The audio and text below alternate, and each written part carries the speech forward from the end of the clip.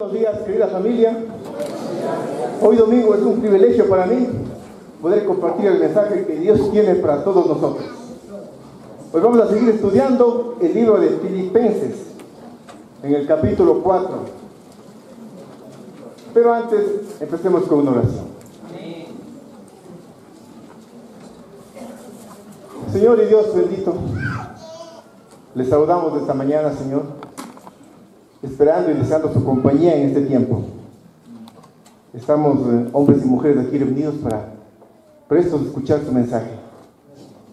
Deseamos y anhelamos con urgencia, Señor, que su palabra venga hoy y repose sobre nuestro corazón y nuestra mente, y nos hagan de ahí nunca más, Señor. Necesitamos su dirección cada día de nuestra vida.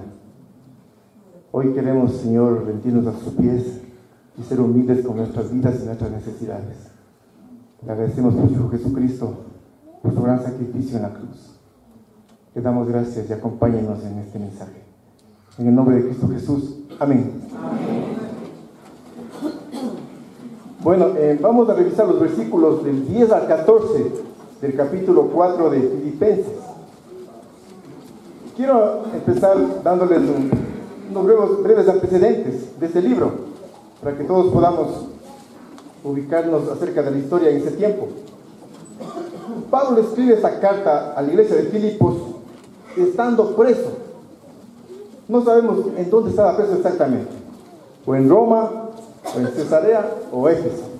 Algunos autores difieren entonces. Lo único que estamos seguros es que estaba preso. Esta carta fue escrita alrededor de 30 años después de que murió Jesucristo. La ciudad de Filipos estaba ubicada en la parte norte de la actual Grecia, en Europa. Esta fue la primera iglesia, la primera comunidad que Pablo fundó en Europa. Es por eso que tenía un aprecio especial a la iglesia de Filipos. Para los que no conocen mucho la historia de Pablo, era un hombre que perseguía a la iglesia y era cómplice para asesinar a los cristianos. Pero Dios y Jesús lo convirtieron y lo hicieron un predicador de su evangelio. Pablo también llevó la palabra de Jesús a través de todo el imperio romano, durante 3 viajes misioneros y 35 años de evangelismo.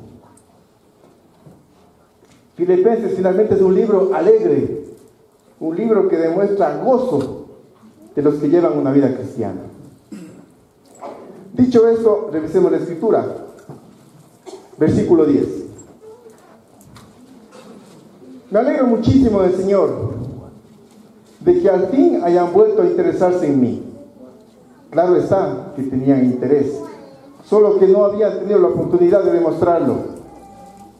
No digo esto porque esté necesitado, pues he aprendido a estar satisfecho en cualquier situación que me encuentre.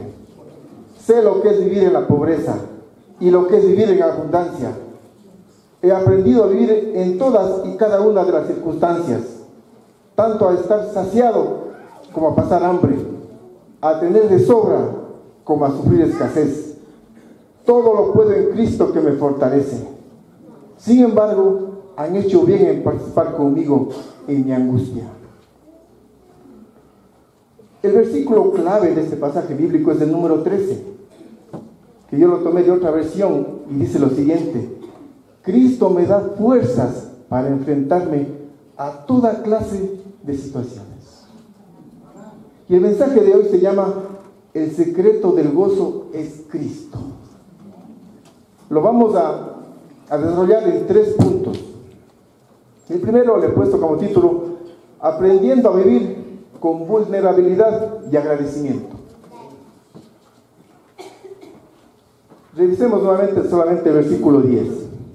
Pablo dice a la iglesia de Filipos lo siguiente, a los hermanos filipenses: me alegro muchísimo del Señor de que al fin hayan vuelto a interesarse en mí. Claro está que tenían interés, solo que no habían tenido la oportunidad de demostrarlo. Pablo está preso cuando escribe este libro. Ahora, ¿cómo eran las cárceles de ese tiempo?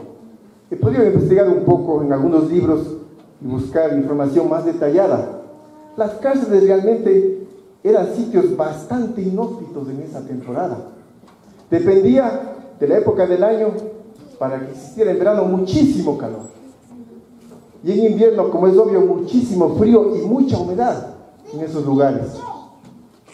Generalmente las cárceles eran compartidas por varios presos. Habla unos libros de 10, 20 presos en 12 o 15 metros cuadrados. Habían cárceles que eran completamente a oscuras, en completas tinieblas, porque la luz no ingresaba hasta allá. A veces las cárceles eran subterráneas, donde se sentía mucho frío. Realmente eran lugares nada agradables, lugares de tormento y de angustia. Algunos presos, de acuerdo a su peligrosidad, estaban atados con cadenas. Algunos de ellos enfermaban dentro de la cárcel y morían finalmente. Les daban comida no todos los días. Un reportaje que decía que les daban comida, un poco de pan cada 5 días. Y el agua que quisieran beber, pero cada 5 días. Realmente, Pablo estaba en uno de esos lugares, sufriendo la injusticia de predicar el Evangelio, la injusticia de sus perseguidores. Las cárceles de ahora son diferentes, ¿no? He visto yo en películas en Estados Unidos o en Europa, las cárceles son pequeñas, de acuerdo, son pequeñas, pero tienen aire acondicionado, tienen luz, tienen ventilación, tienen un sanitario, les dan comida todos los días. En esa época era una realidad muy diferente. Ahora, Pablo, ¿qué necesitaría cuando estaba preso? ¿Cuáles son las necesidades de alguien que esté preso? Les voy a contar algo de mi vida rápidamente. Hace unos 13 años aproximadamente, yo estaba conduciendo un vehículo con mi enamorada, que ahora es mi esposa. Íbamos al centro histórico a hacer unas compras, estábamos un poco de apuro, y yo cometí una infracción de tránsito muy grave. El policía me detuvo inmediatamente y me dijo: mire, aquí está la ley de tránsito, lea este artículo, por favor. Yo lo leí y decía que mi infracción tenía una penalidad de 1 a 4 semanas de detención. El policía dijo: bueno, usted ha cometido esta infracción, le acompaño para que se vaya a la cárcel. Se subió en el auto y dijo: vamos a la cárcel de la Colón y Cordero. Yo estaba por ahí por los túneles más o menos. Y yo le dije: vea, señor, perdóneme, cometí una infracción, pero perdóneme, tenga compasión de mí porque estoy de apuro y no me di cuenta. Lo siento mucho, señor, usted va a ir preso. Ahí está el juez que le dicta la sentencia enseguida y se queda detenido ese momento, de 1 a 4 semanas. A mí se me vinieron 2 pensamientos a la mente ese momento, rápidamente, porque tenía pocos minutos para pensar. Y dije: Dios mío, ayúdame en esta situación. Ayúdame porque estoy a un mes de casarme con la que ahora es mi esposa.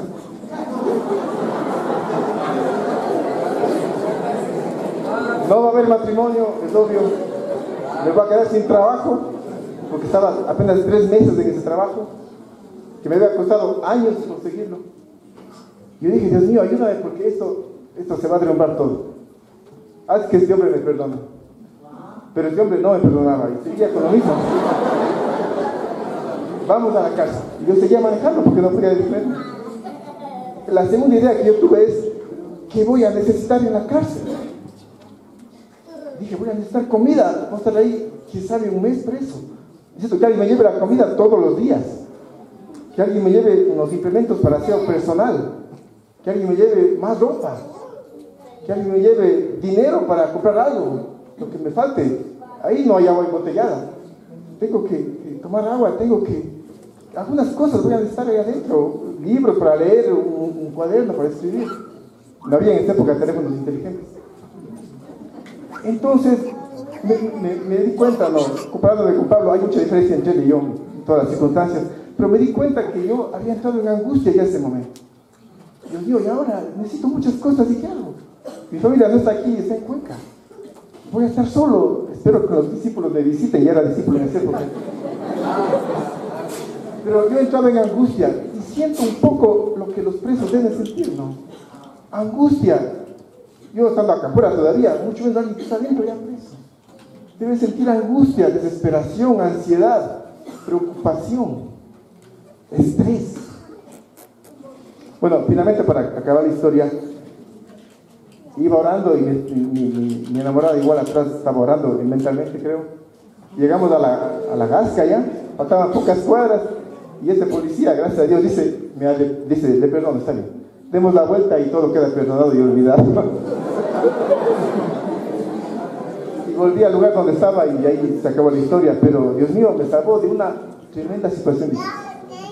Entonces, les comento esto para poder entender un poco a Pablo. ¿Cómo se sentía este hombre?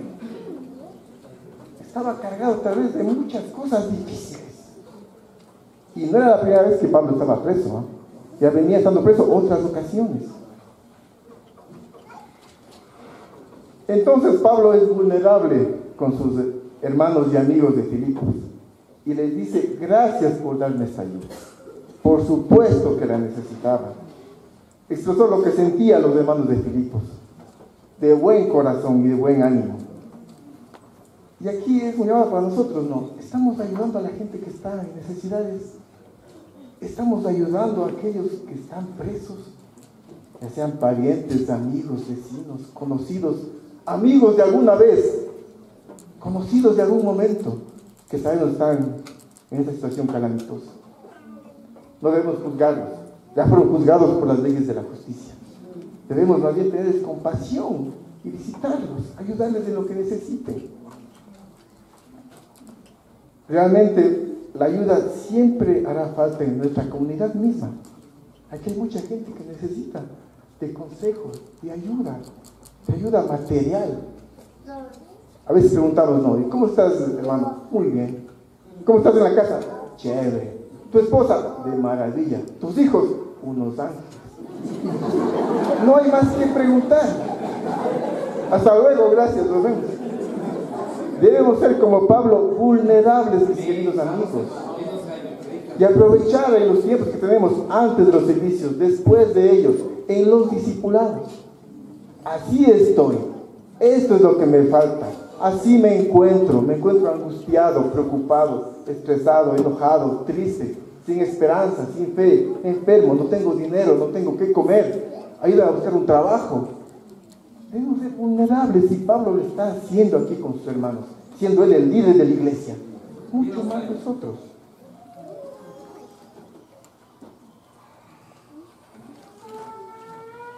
Es muy necesario que vayamos con nuestra ayuda más allá inclusive de nuestra comunidad, de nuestra familia.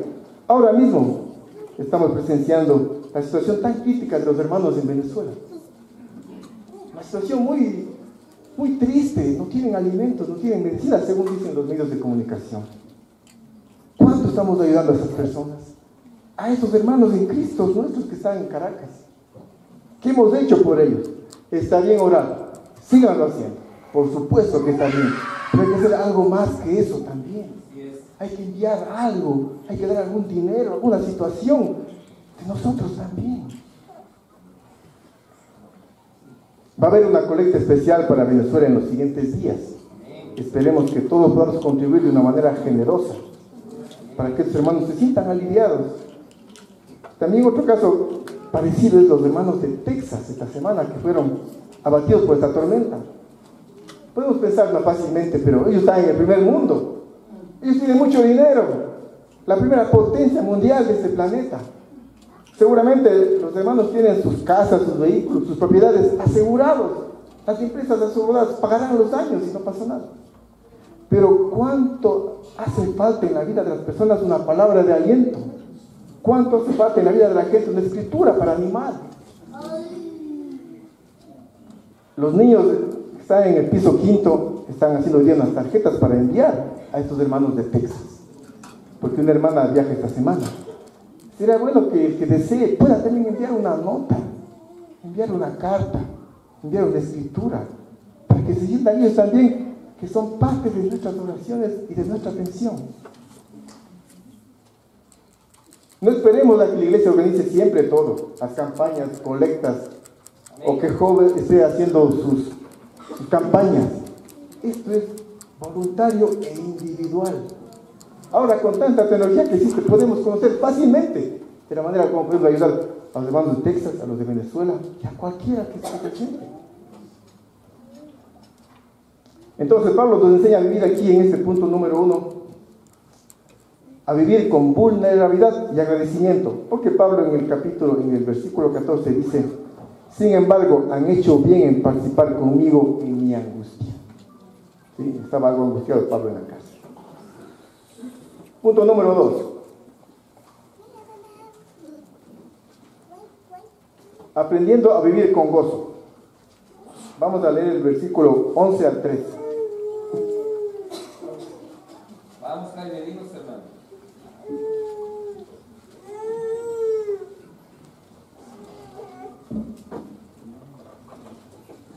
Dice la Biblia: no digo esto porque esté necesitado, pues he aprendido a estar satisfecho en cualquier situación en que me encuentre. Sé lo que es vivir en la pobreza y lo que es vivir en la abundancia. He aprendido a vivir en todas y cada una de las circunstancias, tanto a quedar saciado como a pasar hambre, a tener de sobra como a sufrir escasez. Cristo me da fuerzas para enfrentarme a toda clase de situaciones.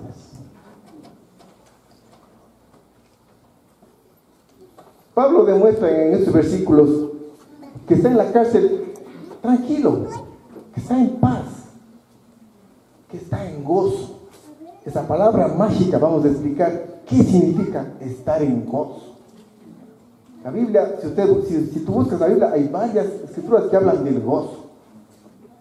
Hay una diferencia muy importante entre felicidad y gozo. ¿Qué es la felicidad? La felicidad depende de las circunstancias en las que vivas. Si las cosas en la casa van bien, eres un hombre o una mujer feliz. Si los niños obedecen y están sanos, todo marcha de maravilla. Tienes una sonrisa inimaginable. Si las cosas van bien en el trabajo y tu jefe te comprende, eres un hombre feliz. Todo marcha bien sobre ruedas. Pero cuando las cosas cambian, cuando tus hijos se enferman, cuando no quieren obedecerte, cuando hay conflictos con el esposo o la esposa, cuando las cosas en el trabajo no van para nada bien y quieres salirte de ahí de una vez, empieza la felicidad a disminuir y la ansiedad o la tristeza, la preocupación a crecer. Nos damos cuenta que la felicidad depende de las circunstancias. ¿Y el gozo? ¿Qué es? El gozo es saber que Dios velará por tu vida y tus necesidades. Es entender que es la seguridad de que Dios estará a tu lado, aún en las situaciones más difíciles. Que Él te sostendrá cuando pases por las pruebas más duras de tu vida. Esto es el gozo.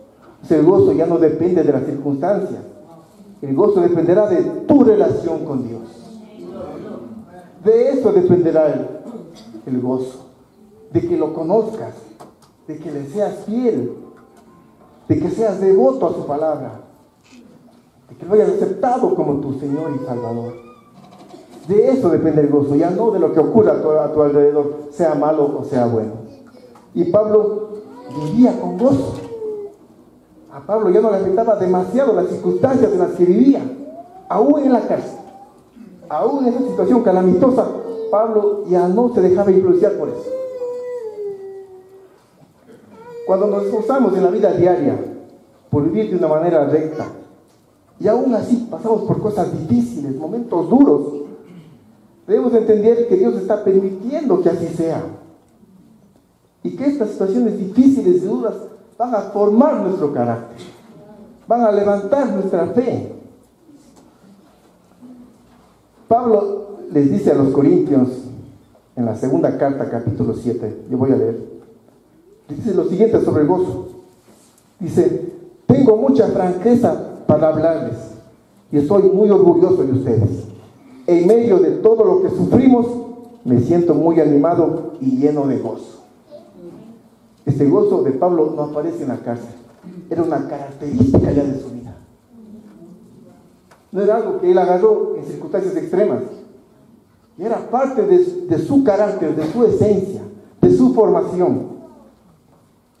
Y vamos a ver Pablo qué tuvo que pasar para coger ese corazón.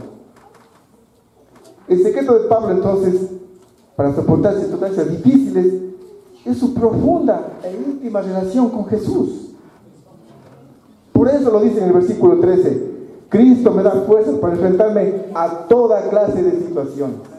Aquí no dice mi experiencia, aquí no dice mi carácter, mis fortalezas, o mis amigos, o su ayuda. Cristo dice el que me da las fuerzas. Cristo le había indicado cuál debe ser el propósito de su vida: vivir como Él y predicar su palabra. Pablo estaba siguiendo el ejemplo de Cristo, que también había tenido que soportar todo tipo de circunstancias para cumplir su misión de vida. Queridos hermanos y amigos que nos visitan, cuando mantenemos una relación profunda con Dios, sometemos nuestra vida a su voluntad y confiamos que lo que sucede es parte de su plan para nuestra vida. Y a cada uno de nosotros nos suceden cosas muy diferentes y muy particulares. Y es que Dios tiene un plan de vida para cada persona. Aunque estés casado, tiene un plan de vida para tu esposa, tiene un plan de vida para tu esposo. Y esas situaciones difíciles son las que te ayudan a que ese plan se cumpla. Cuando sometemos nuestra vida a su voluntad y confiamos en su gran poder, dejamos de reclamarle ya a Dios. Dejamos de quejarnos.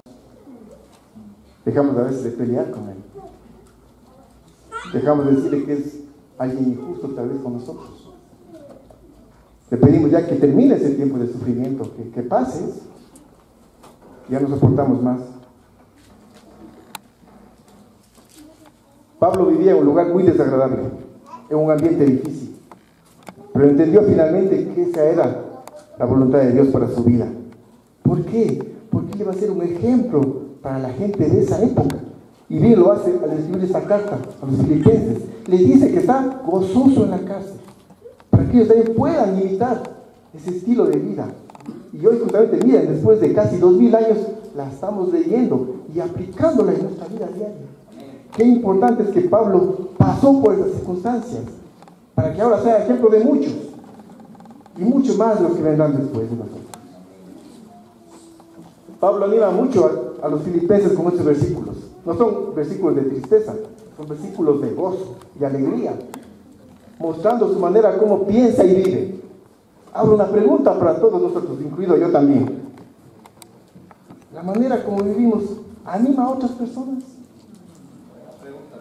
¿Cómo está nuestro cristianismo ante la demás gente? ¿Es acaso un secreto en la oficina de mi cristianismo? ¿Es acaso una conversación difícil que no hay que tocar en la familia? Porque algunos se enojan y se ponen tensos. ¿Acaso como jefe o empleado o subalterno mantengo callado mi forma de ser, mi cristianismo? Nadie lo sabe, muy pocos lo saben. Mis amigos ni saben que soy cristiano. Ya estoy aquí 20 años. Es una pregunta a reflexionar y a tomar las acciones que sean necesarias para poder llegar con el mensaje a más gente, así como Pablo lo hizo. Punto número 3. Aprendiendo a vivir con contentamiento.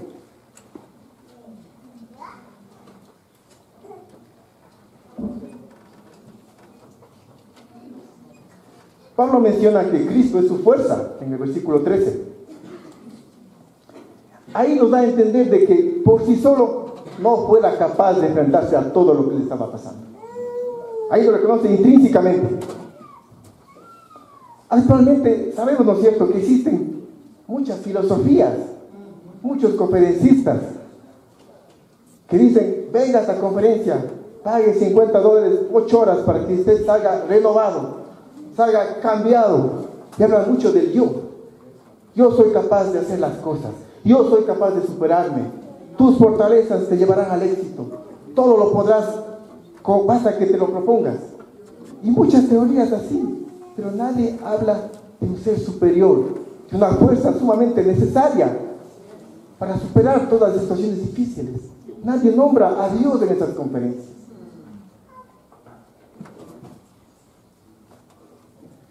Si tú no conoces de Dios todavía, te invitamos, querido amigo, que vienes de visita varias veces o es tu primera vez, que te animes y te decidas a estudiar de la Biblia. Coordina una reunión con cualquiera que estemos aquí para revisar las escrituras que necesitas. Esta es una decisión urgente en tu vida que debes tomar ya. Acércate a Dios, arrepiente de tus pecados y bautízate. Hay un ejemplo de mucha urgencia en la Biblia que está en Hechos 16, cuando Pablo y Silas estaban igualmente presos, ahí sí en la cárcel de Filipos. Y cuando recuerdan que a medianoche presos empezaron a cantar salmos de alabanza a Dios y tembló toda la cárcel, las puertas se abrieron y el carcelero quería matarse porque pensaba que iban a huirse los presos. Pero Pablo dice, no, tranquilo, aquí estamos todos, no te mates. Y luego el carcelero dice, ¿qué debo hacer para salvarme? Los lleva a su casa, los cura las heridas y se bautiza esa misma noche junto con toda su familia. El hombre fue urgente, no esperó al siguiente día, no esperó a ver qué pasaba con lo que sucedió. Fue ese momento urgente.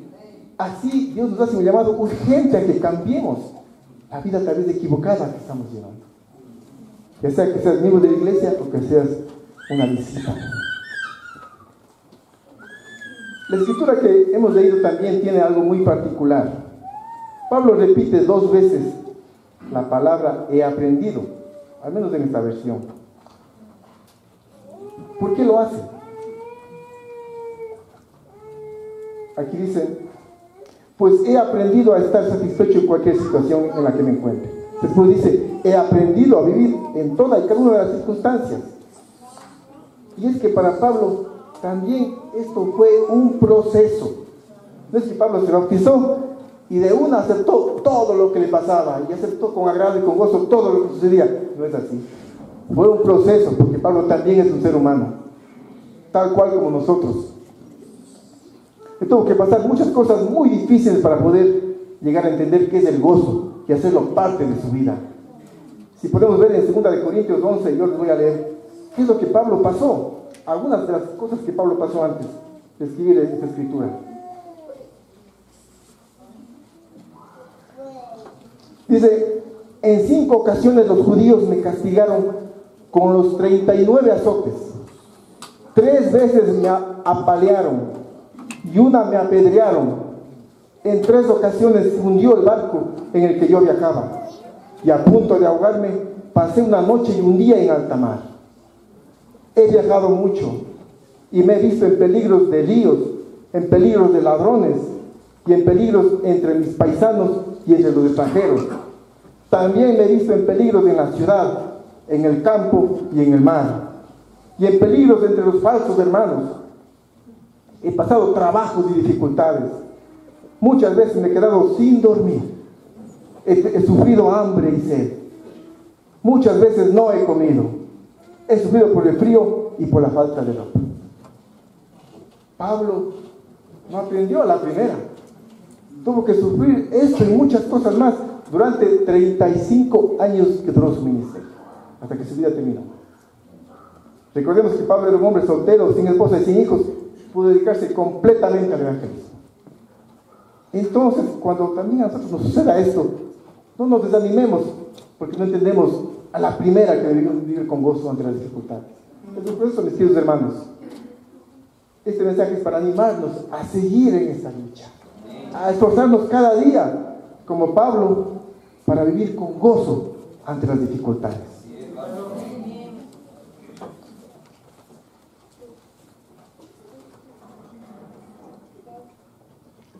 Debemos diferenciar entre los que son nuestros deseos y nuestras necesidades. Este es un tema muy, muy importante, ¿no? Porque Pablo estaba enfocado únicamente en sus necesidades, no en sus deseos. Nuestros deseos como seres humanos pueden ser muchos y diversos. Creo que la mayoría son buenos, ¿no?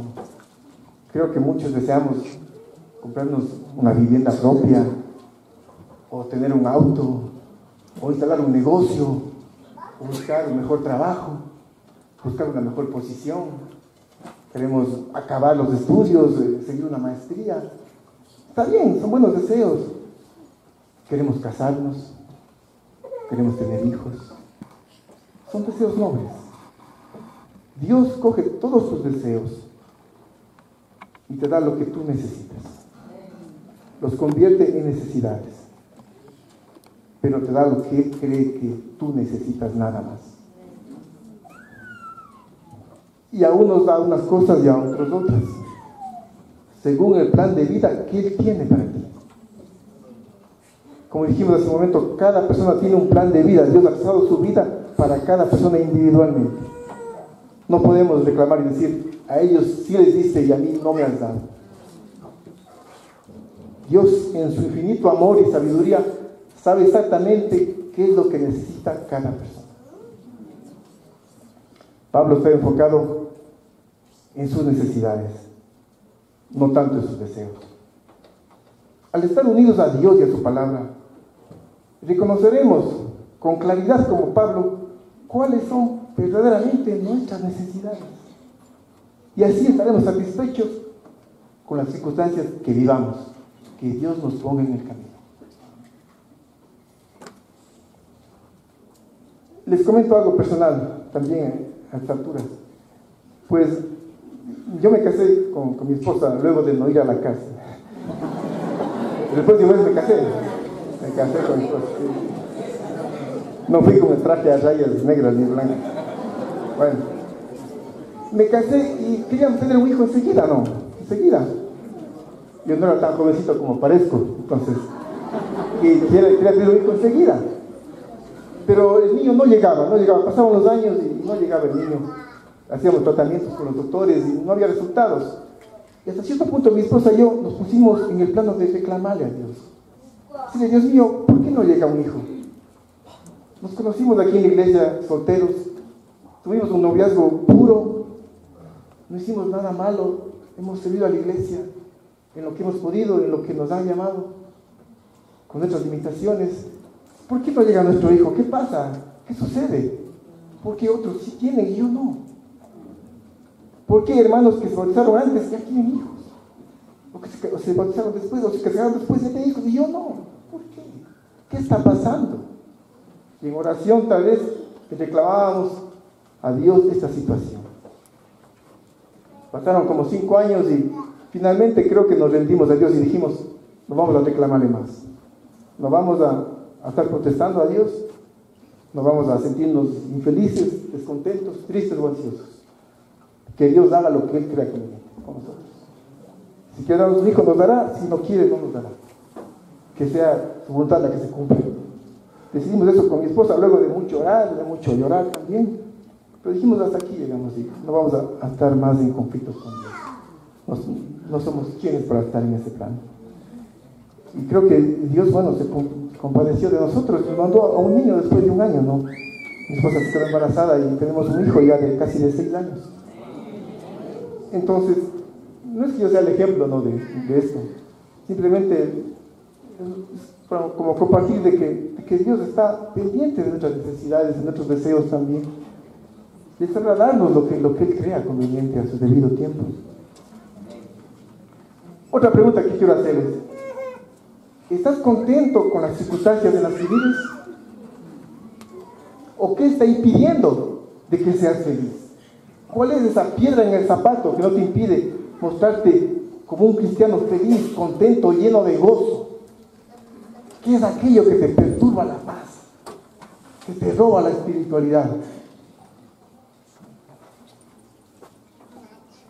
Casi siempre el deseo de poseer más y mejores posesiones materiales, en realidad es un gran vacío que hay en tu vida, que está dispuesto a ser llenado, pero debe ser por cosas espirituales, por propósitos cristianos, más no por cosas materiales. Recordemos, hermanos, que este mundo no es nuestro hogar, este planeta no es nuestra casa, no fuimos diseñados para vivir aquí para siempre. Somos, como dice Pablo, pasajeros, como tiendas de campaña que se levantan un día para el otro. No pertenecemos a esta galaxia siquiera. Somos ciudadanos del cielo. Nuestra verdadera casa, nuestra auténtica casa va a ser después de que muramos a esta vida, allá en el cielo, en el paraíso, con Jesús y con Dios. Esa es nuestra casa. Allá debemos enfocarnos, no dejarnos envolver de las cosas materiales de este mundo, para que no descuidemos las cosas verdaderamente importantes. Pablo nos dice en Filipenses 3:20, en cambio nosotros somos ciudadanos del cielo y estamos esperando que del cielo venga el Salvador, el Señor Jesucristo. No habla de ningún sueño, de ninguna cosa material. Pablo estuvo contento porque pudo entender que lo que Dios esperaba de su vida. Se concentró en lo que debía hacer, no en lo que debía tener. Tenía sus prioridades bien definidas y estaba agradecido con cada cosa que Dios le daba. Pablo se había desapegado de las cosas no esenciales a fin de concentrarse en lo verdaderamente importante, que es vivir como Jesús, seguir su ejemplo. Hermanos, como conclusión a este mensaje de hoy, podemos decir que para vivir con gozo en circunstancias difíciles, tal como Pablo nos muestra en la escritura de hoy, debemos tener claro que nuestra mayor y única fuente de poder está en nuestra relación con Jesús, está en nuestra vida con Jesús. Ese es el secreto del gozo. Solo ese nada más, no necesitas nada más que ese. De ahí obtendremos la energía suficiente para cumplir la voluntad de Dios y enfrentarnos ante cualquier desafío que la vida nos presente. Muchas gracias por su atención. Terminamos con una canción.